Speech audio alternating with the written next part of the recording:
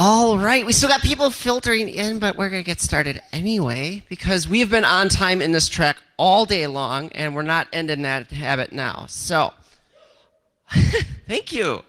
I warned them. I've been bulldogging people all day, and even with the hillbilly, aspect, I'm still not daunted. So, all right. So, a couple housekeeping things really quick. One, please don't block the fire exits. Either you're in the room or you're out of the room, not in between. It's that simple. Second, cell phones. We got all the way to 3:42 today before someone's cell phone rang in this room, so I'm going to give you the same spiel I gave everybody else. I wore boots today for a reason. Don't make me use them. Silence the damn cell phones. Good enough?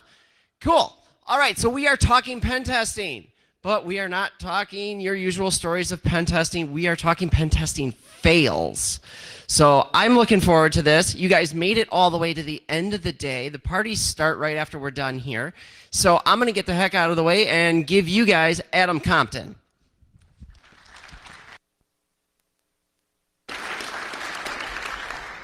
Thank you. Have a good day. No, I'm good. No. Let me just pull this up a little bit. How's that? Can everybody hear me? All right. As I was introduced there, I am Adam Compton. Today we're going to be talking about pen test fails. It's a little bit of a different topic. You typically at conferences or what have you, you hear people talk about all the awesome things they've done, all the great new tools they've created, all the new exploits that they've developed. I'm not talking about that. I'm talking about the times during a pen tester's career that things don't go right and it's their fault. I've always heard, not always, I hear a lot of pen testers complain that, oh, the customer didn't get me the information, the customer didn't do this. It's not always the customer's fault. Sometimes we're just idiots and we make bad choices and make bad decisions. So we're going to be talking about a few of those today. From my own career, from colleagues of mine, friends of mine, sharing those stories with me. All the information is accurate with the exception of company names, things of that. If I happen to mention any, it'll probably be something like Acme or something like that. It's just generic, just to protect the guilty and the innocent alike. So let's go ahead and get started here. Who am I? My name is Adam Compton. I've been a pen tester more or less for about 2 decades now. Been a father for about 9 years, brother, son, all that stuff. I started out my career as a pen tester / programmer. Over the course of it, I've also done some research, done various other aspects of InfoSec as well. Pretty much every aspect of pen testing or what have you, whether it's web apps, stuff like that. It's all been fun. I always love pen testing internal networks the most. It's just more entertaining to me. And yes, I am a hillbilly from Eastern Kentucky, and no, this isn't just for show. These are actually ones I wear doing the yard and things of that nature, so they're comfortable. I can't help it. If you're going to be up on stage, you want to be comfortable, and this is comfortable. So, all right, so tell you a little bit more about my history here a little bit. When I first started out in pen testing, I just came out of college. I'd done an internship, but then when I went to the company that provided me the opportunity to take that internship to a full-time job, I arrived and they told me that that position no longer existed because that office no longer existed. This was a rather large organization, 50,000 employee sort of thing. And they said, well, you have basically 1 week. You can sit here in the human resources until you find a new office, at which point you either go to that office or you tender your resignation, basically, because you don't have an office then. So I had to quickly scan around, and I found an office that offered pen testing. I'm like, hey, that's great. I've never done that before. And I went straight into it. At this point, my entire college career and all that was coding, development. I was a computer science major. So I went into pen testing. First thing I did is I went into the office, said hi to everybody, meet and greet. They said, that's your desk right there. That big stack of old Ultra 5s, Ultra 1s, Spark book, all that. It was a Unix shop. A whole stack of that. That's going to be your lab. Build a lab. Yep, that was my introduction. They're like, okay. So I set to work. First week or so, I built my lab up, figured out what I was doing, learning the sysadmin aspect of it, building up the network, and then they handed me their document talking about here's the kind of techniques we do, tools we do, and play around with it. I did this for another week or so, and then they started having me work in tandem with other coworkers, doing pen tests. It was all fun and dandy. Until the first time they told me, you know what, you're going to be working on an engagement by yourself. Well, me and another new person was going to work on an engagement together. That was great. Get to show how awesome I am. And, well, it was great. It was an external engagement. I decided to kick off an in-map scan on their target space. This was a Friday, like at 4 o'clock. Wasn't paying attention. Keep in mind, this was around like 1999, 2000 era. So I kicked off the scan. We went home. About 5 in the morning, the next morning, I get a call from my boss. He's asking me, why are we scanning XYZ car manufacturer? I don't know. Why are we? Apparently, my in-map scan was scanning a wrong octet somewhere. Did not know why. Ran into the office, stopped all the scans, and started doing a little triage trying to figure out what had happened. This is purely due to me not understanding the tools I was using because I was new and all that. Well, at this time, in-map had this great capability of it wanted to help you out if it thought that you had an issue with your command line, things of that nature to a certain degree. Well, this was a result of the customer had given us a massive long list of IP ranges, IPs to target, and either it didn't have it or I wasn't aware if it had the input list feature at the time. So it was all in the command line. It was like 4,000 character long command line. And Unix decided to truncate at some point through there. And it truncated that last octet to, instead of being like 237 dot whatever, just to .2. Nmap sees this and says, oh, you left off the rest of that. Let me fill that in for you. Filled it in as a /24 for me. That is not my target. So, I mean, it's just one of these. That was an easy one. Didn't really do anything. Wasn't being malicious. Just doing a scan. Just so happens that, like I said, turn of the century there was actually a customer out there that was actually monitoring if they were being port scanned for some reason. Great for them, but we got a call from them asking why we were scanning them. Come to find out this was the case. Talked to them. End of the story was the auto manufacturer got back to us and said, we understand the mistake. It was all an accident. By the way, did you find anything? We're like, no, we weren't that far along in the scanning, but thank you for asking. But yeah, so I think they ended up contacting them later to figure out if they wanted to have an engagement done or something. I'm not sure. But yeah, it's just one of those things that I was very new. I thought I knew what was going on, and I still made a mistake because both things is I didn't understand the tool, and I didn't understand the operating system as well as I did as to the fact that it was going to truncate it. But yeah, those kind of issues happen more times than you want to admit. Not necessarily that one, but these kind of just dumb little mistakes. We all make them. I've made them a lot. I know. Speaking of not understanding a tool, there's this other scenario. Oh, by the way, the slides really have nothing to do with what I'm talking about other than it talks about failures and mistakes. So, a while back, there was a tool came out, I don't know, a couple years back called Cisco Smart Install Tool. Yeah, Smart Install Exploit Tool, SIET. Great tool, love it, worked very well. You point it at a Cisco device, it connects in, it manipulates it to say, allow me to download your config, things of that nature. There's a lot of other features in there too. You can have it upload a new config, delete a config, download a config, test whether this tool will work against it. A number of different features in there. Well, we were going to be using this just to download the config and see what was in there. It downloads the running config. Got on a customer site, we grabbed the tool, we ran it against, I don't know, a good half dozen of their core routers there to download it just to see what they had. Downloads it, not a problem. We have the running config in front of us. We pull out the passwords or the hashes, crack them. All's good. We go home. Sometime the next week, the customer calls us in a panic saying, "What did you do to our routers?" I'm like, "Well, what do you mean?" "Their configs are missing." We didn't do it. Well, come to find out, well, the thing is, well, he said, "Well, I don't believe we did that. But by the way, we do have copies of your old running configs here if you'd like to have those." We provide that back, and everybody is disgruntled but happy. And in further review, we kept looking into it. The version of SIET that we were using had been reported as having a serious flaw in it. In that, when it would download the running config, it would delete the running config.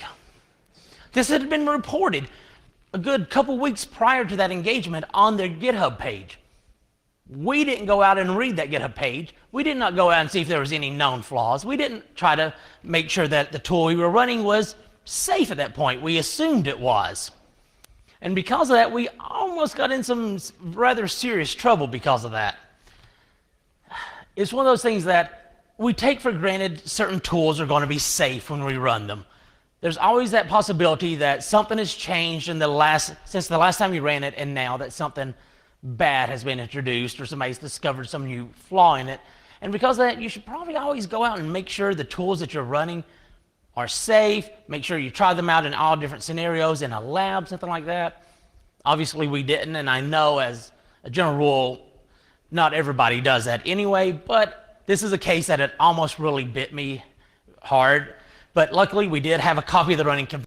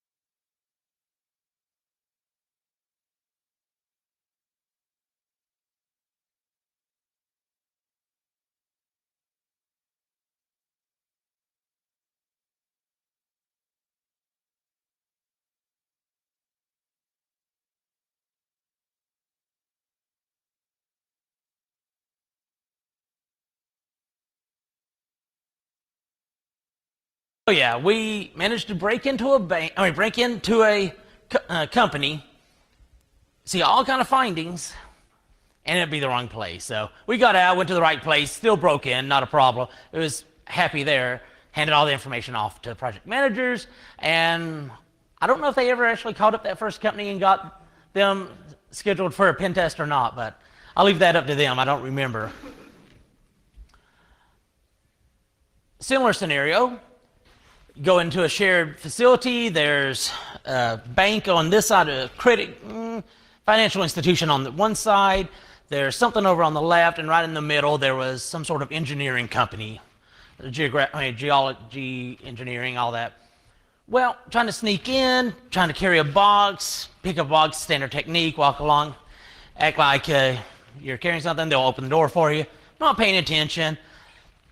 I picked it up, walked in, went up this staircase, following somebody, walked right through the door, turned around, walked a good ways into the building, into the room, set it down, turned around.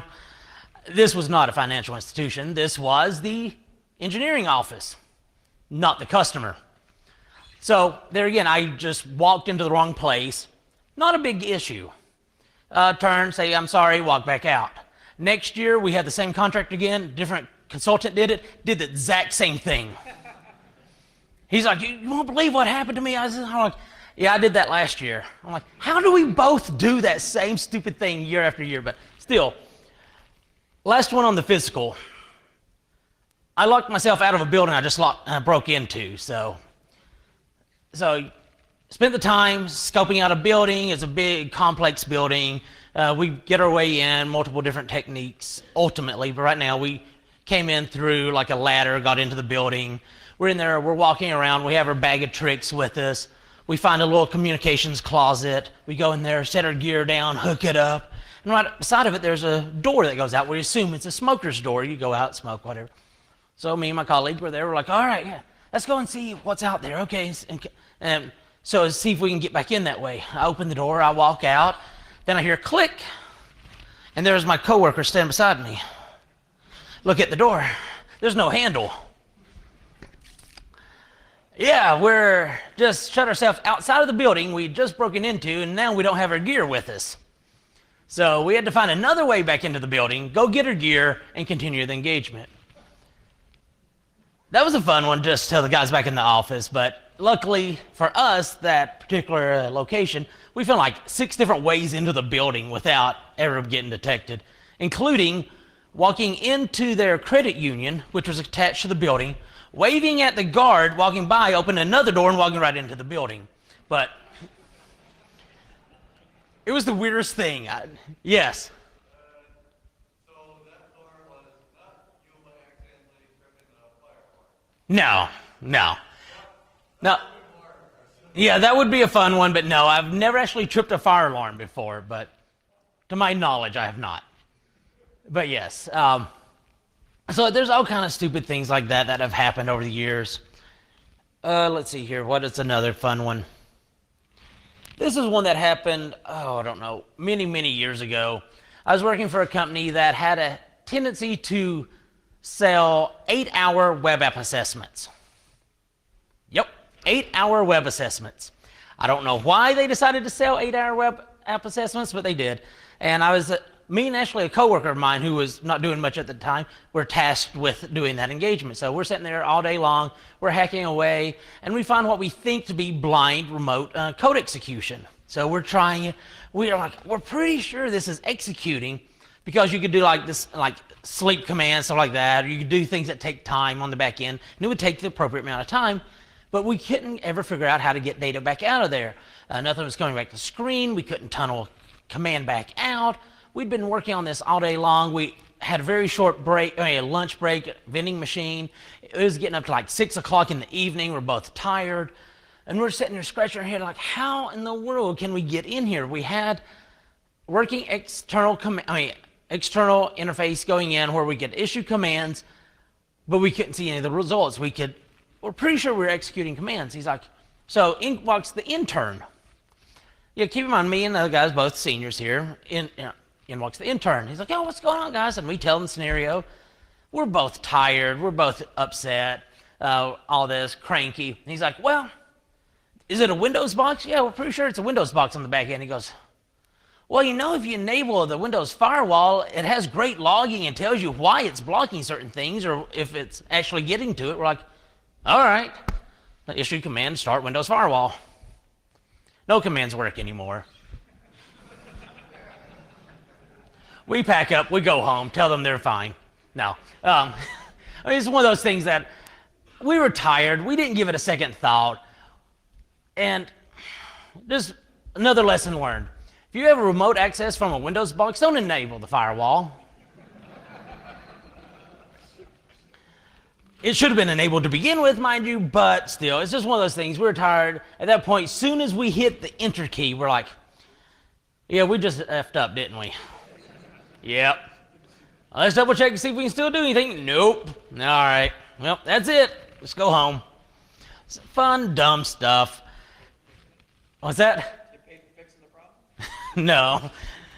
We did tell them there was an issue, something happened during the engagement. We lost the connectivity to it and went onward from there. And they were just like, okay, we paid you for 8 hours, done, check mark done, yay. They don't care. That one didn't in particular, so. Another intern-based one here.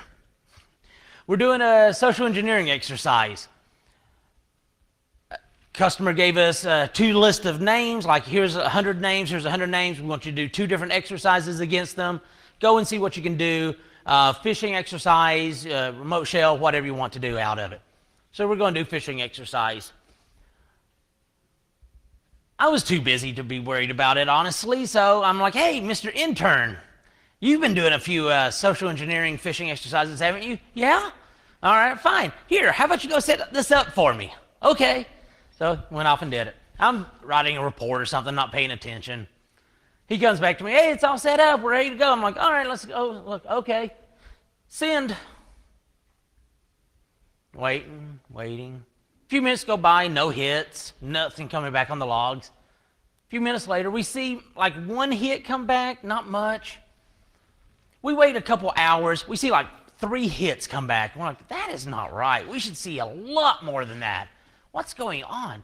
We let it play out a little bit. Finally, we stop it. We're like, okay, that's enough for round 1. We have another round. We'll look at it in a minute. Let's figure out what's going on here. And we start looking into what was going on. I did tell the intern to go set up the email, set up the web server. He did that because he had done one the week prior for a different customer. And he used the exact same one for this one. Same website, same email template, wrong logos, wrong customer name, wrong everything. Yeah. So we're like, okay, well, fine. We'll fix that. So we go in and we tweak everything, we change it, make sure it's all right, it's all good to go. Hey, okay, intern, are you sure you got it all right? Let me see the website. Okay, that's, all right, let me see your email. Okay, that's right, okay, let's go ahead and send it out. We send it out. Nothing this time. No hits. We forgot to start the web server. We still write the report. All right. Second round, one group, no hits. Second group, we got like 5 hits total out of the 100. And what you should be aware of here, Mr. Customer, is that those 5 people clicked on a link that had the wrong company name, wrong email, wrong logos, everything. Those guys need to be taught a lesson. I'm kidding. No, we did do something like that. Like, we had to find the silver lining somewhere in there. So we did tweak it a little bit and say, like, look, these individuals, you had 5 individuals who would click on the link, provide credentials to a website that is obviously not branded as yours and so forth. So tried to save a little face on there, but yeah, that was just a bad ordeal altogether. And I fully take fault on that one for delegating everything to the intern, even though I didn't make him buy me lunch for afterwards.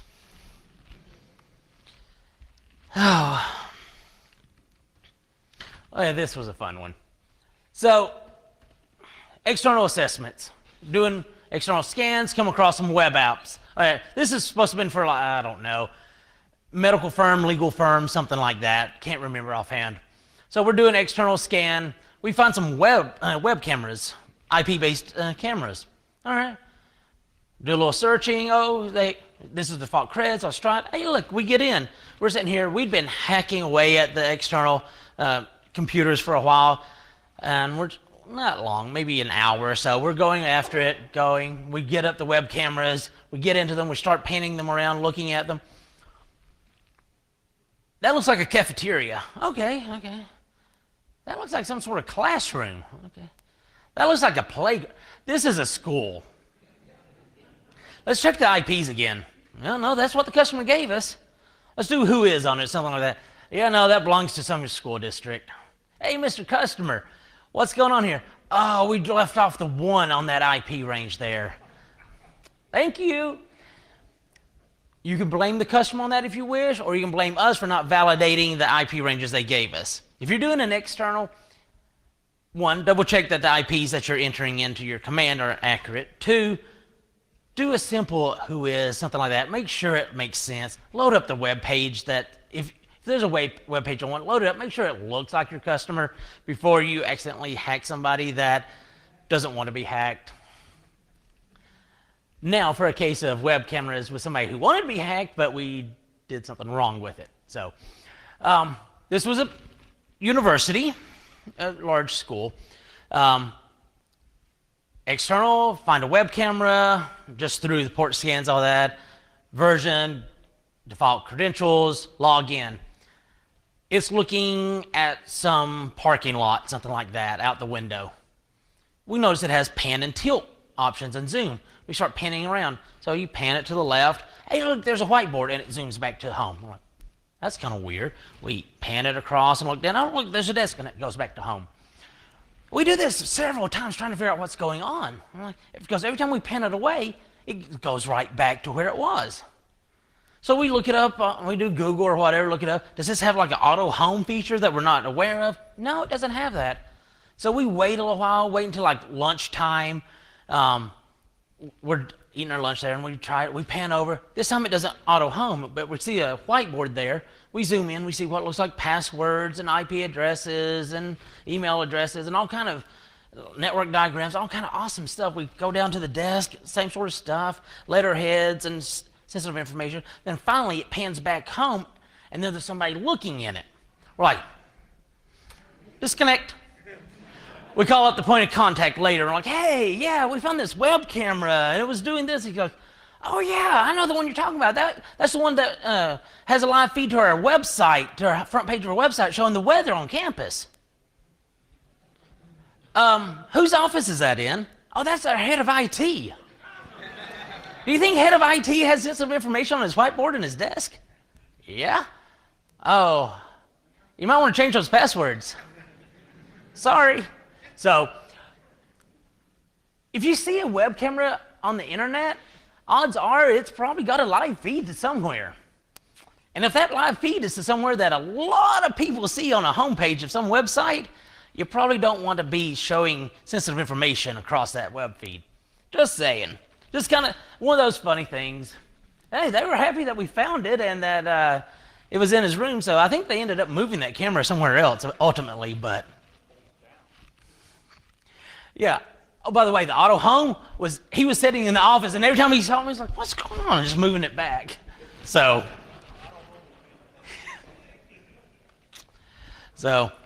I know, what is that? What time is it?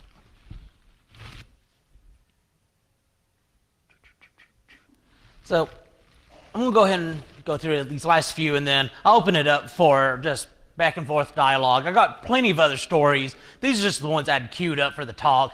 I got plenty of others. I'll ask for any input from you all as to other stories as well. But as we're going through here, the main things over my career that will save you from making horrible, embarrassing, possibly costing your job experience mistakes is when somebody gives you something or you copy something from a file, whatever, double check it.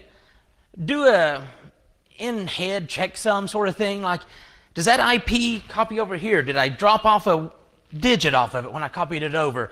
Did the customer give me a right IP? What he provided me, is that it? Just go through, double check everything looks right, make sure there.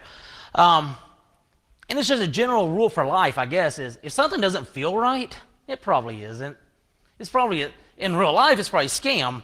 In pen testing, it's just, you've probably made a mistake somewhere. Go back, figure out what you did before it cost you something more serious. Never rely on just one access vector. If there's two of you in a building and one of you walks out a locked door, don't have the other one walk out as well. It's painful. If you have remote access to a system, before you do something that may jeopardize that access, have a secondary access, something that will call out later, reset, whatever. Always have a second method before you do something to jeopardize your first method, basically. And if you're using some tool that you just downloaded off the internet or off of what have you without testing it out, it's on you. I'm sorry. Understand the tool you're using. Understand what it does. If it has source code, try to read over it. If it's something short, that's easy. Something longer, see if other people have done reviews of it. See what they've written up. See if it has a errata page or something like that where you can go and see what other issues of people have found with it, issue page, something like that. And just try to get a feel for it before you use it live on a customer and delete all their configs. But so it's one of those. Now, for the moral of the story, it's okay to make mistakes. We all make mistakes. As you can just see the tip of the iceberg with what I've been talking about here, I've made plenty over my career, and I'm still doing my job. So I haven't been fired. I haven't lost my job because of these kind of mistakes. It just comes with the territory. Most people don't like to share that they've made a mistake, something like that, but you need to understand that other people do make mistakes as well. It's part of learning. Somebody once told me that you learn more from making mistakes than you do from having a success, because there you only learn that one aspect of it. So, but yeah, it's get out there, try something. If you fail, fine. You can usually recover. Learn from your mistake, move forward. If it's something that you think others can learn from too, get up on stage, talk about it, let other people have a good laugh at you. It's just one of those things. It's part of your career, part of your life. Go out, try things, and learn from it. Hopefully you don't make the same mistake twice. That's sort of key there. So that's lack of being more elegant about it. That's the gist of the story is it's okay to make mistakes as long as you learn from them. So with that going on, I have any questions.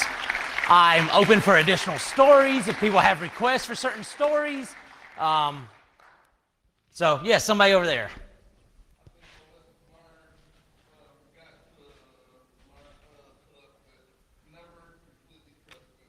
Oh yeah, no. Never blindly trust an intern on anything. They will stab you in the back. No, they will cost you your job. No. So if anybody has any other questions, comments, requests for stories, I'm here for a few minutes. If you want to talk to me afterwards, I'm happy to sit down, talk with anybody. Hi folks, Iron Geek here. Unfortunately, we had a freeze up of the live capture, so we have no audio or speaker up until about the 18-minute, 32-second mark. Sorry for the inconvenience.